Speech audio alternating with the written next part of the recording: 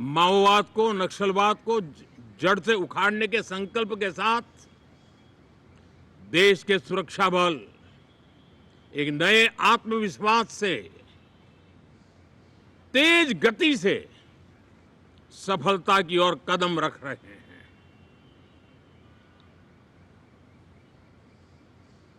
और मैं गर्व से कह सकता हूं,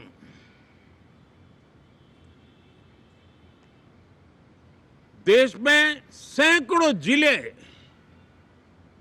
नक्सल की चपेट में से निकल करके आज मुक्ति का सांस ले रहे हैं।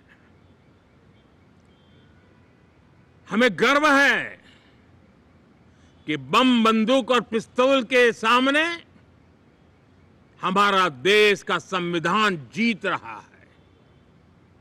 हमारे देश का संविधान विजयी हो रहा है। देश के उज्जवल भविष्य के लिए साफ दिख रहा है कि कल तक जो रेड कॉरिडोर थे वो आज ग्रीन ग्रोथ जोन में परिवर्तित होते नजर आ रहे हैं। साथियों, एक के बाद ऐसी घटनाएं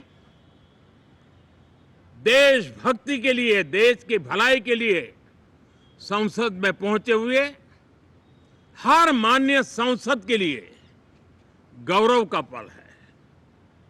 और संसद के इस सत्र में ये गौरव गान पूरा देश सुनेगा, हर सांसद से सुनेगा, हर दल से सुनेगा। साथियों, आर्थिक क्षेत्र में भी जब 2014 में आप सबने हमें जिम्मेवारी दी, देश फ्रेजाइल 5 की अवस्था से गुजर रहा था।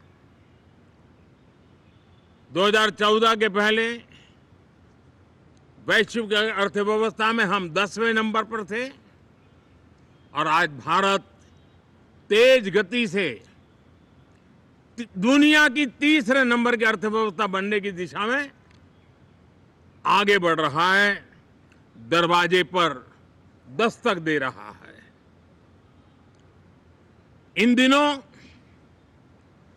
25 करोड़ गरीबों का गरीबी से बाहर निकलना, जिसको विश्व की अनेक संस्थाएं सराहना कर रही है। देश में एक जमाना था 2014 के पहले जब महंगाई का दर, इन्फ्लेशन रेट डबल डिजिट में हुआ करता था। आज 2% के आसपास आकर के देश के सामान्य मानव के जीवन में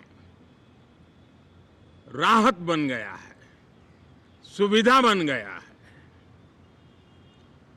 लो इन्फ्लेशन के सामने हाई ग्रोथ एक अच्छे विकास यात्रा की दिशा है। साथियों, डिजिटल इंडिया, यूपीआई आज भारत के एक नए सामर्थ्य को दुनिया देख रही है, पहचान रही है और ज्यादातर देश में उसके प्रति एक आकर्षण पैदा हो रहा है। यूपीआई ने फिनटेक की दुनिया में अपने एक नाम कमाया है। रियल टाइम डिजिटल ट्रांजैक्शन दुनिया में सबसे ज्यादा हो रहे हैं। दुनिया में जितने हो रहे हैं, अकेले भारत में उससे ज्यादा हो रहे हैं। साथियों, पिछले दिनों इंटरनेशनल लेबर ऑर्गेनाइजेशन का एक वैश्विक समागम था और उसमें भारत ने बहुत बड़ी ऊंचाई प्राप्त की है। आईएलओ का कहना है कि 90 करोड़ से ज्यादा लोग भारत में अब सोशल सिक्योरिटी के दायरे में हैं। ये अपने आप में एक बहुत बड़ा अचीवमेंट है। उसी प्रकार से वैश्विक संस्था WHO ने ये कहा है कि भारत अब आंख की जो बीमारी आमतौर पर बारिश के सीजन में ज़्यादा देखी जाती थी, ट्रैकोमा, अब भारत को WHO ने ट्रैकोमा फ्री घोषित किया है। तो आरोग्य के क्षेत्र में भी ये अपने आप में एक महत्वपूर्ण भारत के लिए सिद्धि है।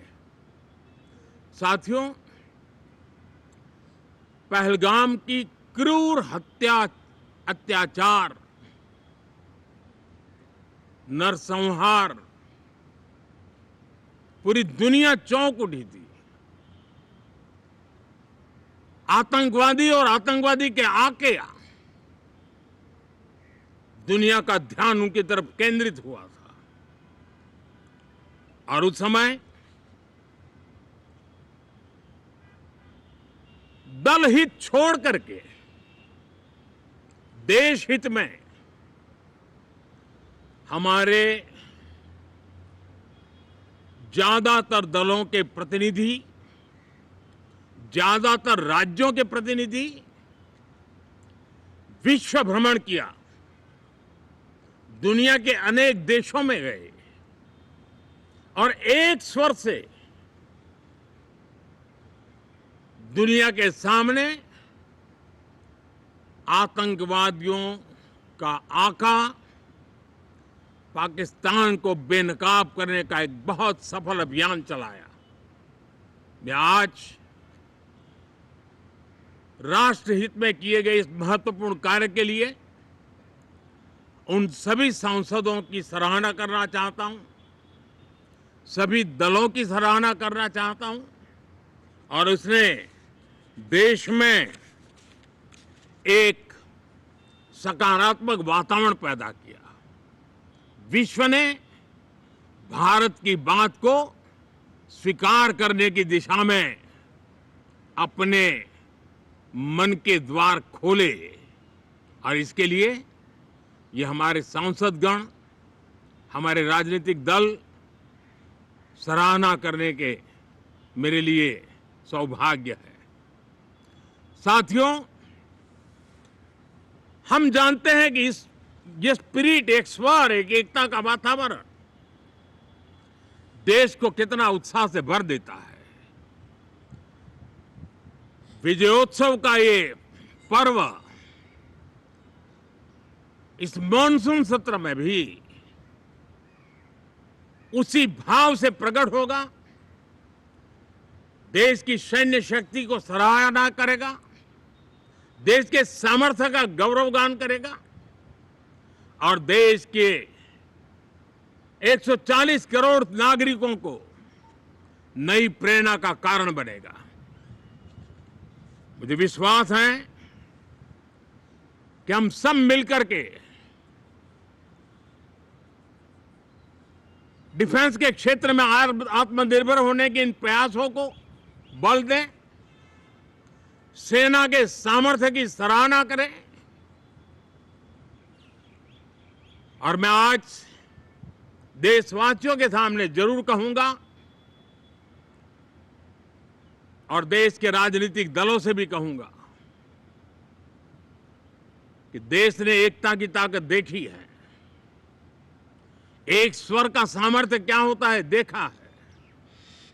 तो सदन में से भी सभी माननीय सांसद उसको बल दें, उसको आगे बढ़ाएं और मैं जरूर कहूंगा,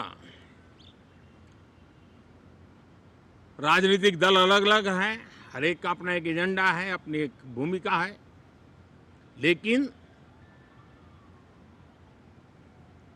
मैं इस वास्तविकता को स्वीकार करता हूं कि दल हित में मत भले न मिले, लेकिन देश हित में मन जरूर मिले।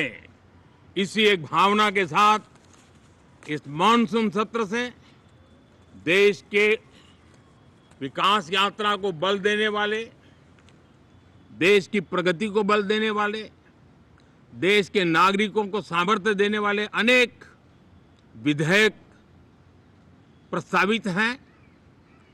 सदन विस्तृत चर्चा करके उसको भी पारित करेगा। मेरी सभी माननीय सांसदों से उत्तम डिबेट चलाने के लिए शुभकामनाएं हैं। बहुत बहुत धन्यवाद।